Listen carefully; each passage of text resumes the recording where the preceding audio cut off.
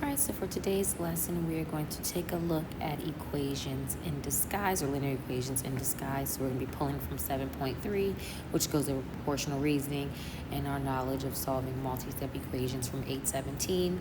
Our learning target, I can write and solve equations written as proportions using properties of equality. So remember, when we talked about properties of equality, you have your addition property of equality where you're adding on both sides, subtraction property of equality where you're subtracting on both sides, multiplication property of equality where you're multiplying on both sides, and division property of equality where you're dividing on both sides. All right, but before we hop into that, let's do a bit of a review. All right, so taking a look, we see here that last week we did solve multi-step equations. So remember, our first step is to distribute. Then our next step is to look for combining like terms on either side, moving the variable to one side, and then solving a basic two-step equation. So looking at our first example, we have 7x minus 4 plus x equals 12. So here I do not have to distribute on either side, but I see that I have like terms. So I have 7x, and I have x, which becomes 8x. Minus 4 equals 12. Add 4 to both sides. I get that 8x is equal to 16. Divide both sides by 8, and we get that x is equal to 2. All right, so looking here using the properties of equality, I added 4 on both sides. I divided by 8 on both sides. So remember, properties of equality help us to keep our equations balanced. Looking at number 2, I have 3 times the expression x plus 2 is equal to 11x plus 9. So the first thing I'm going to do is distribute. So remember, we distribute. CLT is going to be short for combined like terms. 3, we're going to move the variable. And then 4, we're going to solve. All right, so the first thing I'm going to do is distribute my 3 to my x and my 2. So I have 3x plus 6 is equal to 11x plus 9. Looking at both sides of my equal sign separately, I see that I have 3x plus 6 on the left side. I can't combine my 3x and my 6. And I have 11x plus 9 on the right, and I cannot combine my 11x and 9. So now I'm going to move the variable to one side. Since I have 11 on my left side, I'm going to go ahead and subtract, 11 on my right side, I'm going to go ahead and subtract 3 from both sides to move that variable to the other side. So remember, you have to do inverse operations in order to move that variable. So I have 6 is equal to 8x plus 9. I'm going to subtract 9 from both sides. And I get negative 3 is equal to 8x. I'm going to divide both sides by 8. And I get that x is equal to negative 3/8. All right, so before we get completely into our lesson today, let's go ahead and take a look at some ratio tables. So for the first one, it says a granola recipe requires you to use 5 cups of oats for every 3 cups of almonds. Create a ratio table to help determine how many cups of oats will be needed if you use 12 cups of almonds. So we know from here that we're going to need 12 cups of almonds. All right, we have the ratio of 5 to 3. So remember, we can write our ratios as 5 to 3, 5 over 3, 5 to 3. All right. So for every 5 cups of oats, there are 3 cups of almonds. So if I double it, we see here, if I have 10 cups of oats, I'm going to have 6 cups of almonds. All right. So if I add another 5 cups, so that's going to give me 15 cups of oats. And then if I add another 3 cups, that's going to give me 9 cups of almonds. And then if I add another 5, that's going to give me 20 cups of oats. And adding another 3 is going to be 12. So if I have 12 cups of almonds, I'm going to need 20 cups of oats. All right. Now I want you to pause the video and I want you to try the second one. So the second one says, trying to find the perfect square for the perfect shade of blue for his room. Joe mixes 20 parts of blue with 8 parts of black. Joe will need just a little bit more paint. How much blue would he need if he only uses 2 parts black? All right, so we're looking for that 2. We know he's going to use 2 parts black. We're looking for how much blue he would need. All right, so taking a look here. All right, so using our knowledge of ratios, we know that it is 8 to 20. We know that 8 and 20 are both divisible by 4. So if we divide both by 4, we get the ratio of 2 to 5. So that means as each of these increase by 2, which means that increases by 2 to give you 6, to give you 4, and to give you 6, to give you 8. Then we're increasing by 5 to give you 10, to give you 15. So that means that if he only used 2 parts black, he will need 5 parts blue. All right, so now using our concept, let's take a look down here, all right? The first question I want you to think about is, can we solve it? And then the second part is I want you to think about, what do we call this type of problem? All right, just think for a second. Can we solve this, and what do we call this type of problem? All right, so based on what we looked at before, when we looked at our ratio tables are based on a proportional relationship. So if one value is increasing, the other value is increasing. If one value is decreasing, the other is decreasing as well. We saw from the examples from the ratio tables, especially with the paint, we saw that it was increasing by 2, and that the parts of blue increased by 5. So as you get 2 parts black, for each 2 parts black, you get 5 parts blue, and that increases as you increase the number of parts of black and blue. All right, so this right here is what we call a proportion, and you may remember this from years prior. We call this a proportion. All right, so it's showing us a proportional relationship. So let's take a look at what the theorem says about proportions.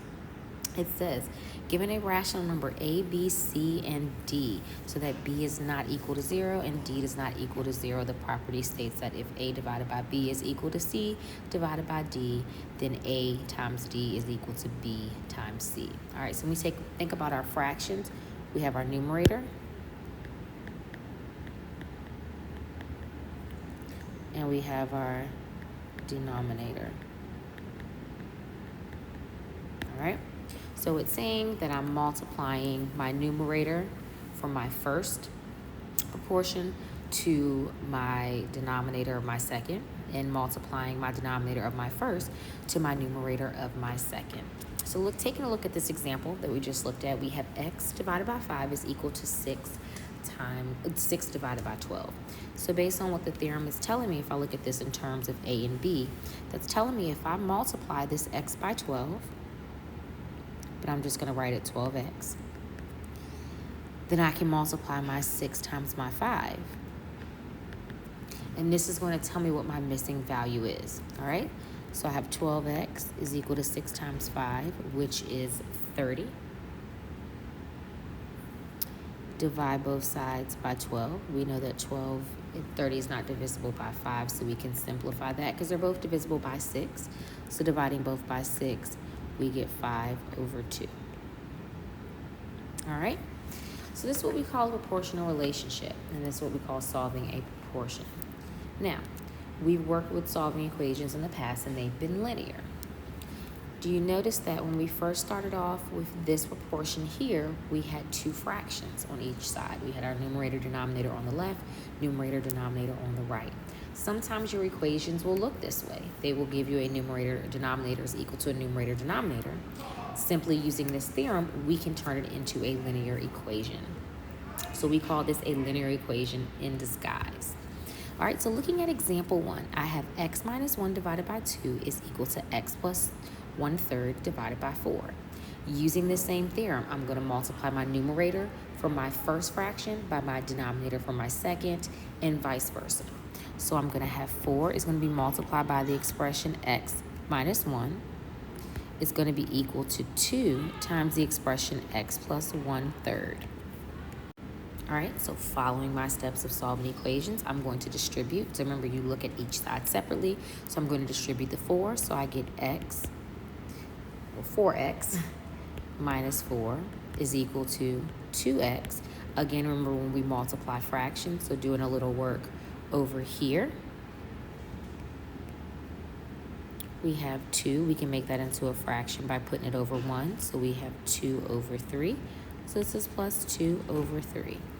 So here again, we want to move the variable to one side. It doesn't matter whether you move it to the left or the right. I'm, in this case, going to move it over to the left because my bigger x value is over on the left to avoid it being negative. So I have 2x minus 4 is equal to 2/3. I'm going to add 4 to both sides. So remember, when we are adding fractions, they have to have common denominators. So over here, I'm going to do a little bit of work. 2 over 3 plus 4. I'm going to put 4 over 1. Multiply both of those by 3. So then I have 2 over 3 plus 12 over 3, which is going to give me 14 over 3. So I have 2x is equal to 14 over 3. I'm going to divide both sides by 2x, divide both sides by 2x, not by 2x, just by 2. So again, doing a little more work, I'm going to bump this over here. And we're dividing it by 2. So dividing it by 2 is the same as multiplying it by 1/2. So we have 14 over 3 times 1/2. We get 14 over 6, which we can divide both of those by 2. So we get that x is equal to 7 over 3. Okay. Let's take a look at example 2, the same concept here. All right, so we're given a proportional relationship. We have 1/5 minus x divided by 7 is equal to 2x plus 9 divided by 3. All right, so using that same theorem, I can multiply my 3 times my 1/5 minus x and my 7 by my 2x plus 9. So again, following, we have to do the distributive property first. So I get 3/5 minus 3x is equal to 14x plus 63. Remember, using the distributive property, each term inside of the parentheses gets multiplied by what's on the outside of the parentheses. All right, so again, since my 14 is on my right side, I'm going to go ahead and add 3x to both sides to get rid of that 3x on my left side. So I'm left with 3/5 is equal to 17x plus 63. I'm going to subtract 63 from both sides because, again, I want to get the variable by itself. I have to do a little bit of more math here. All right, so up here, I have 3/5 minus 63. Remember, we can put 63 over 1. All whole numbers are fractions, or just over 1. So we're going to multiply both my numerator and denominator by 5 because remember, with adding or subtracting fractions, you have to have common denominators. So multiplying it by 5, you're going to get 315 over 315 over 5. So 3 minus 315 is going to give us 312 over 5. So on the left-hand side, we are going to get 312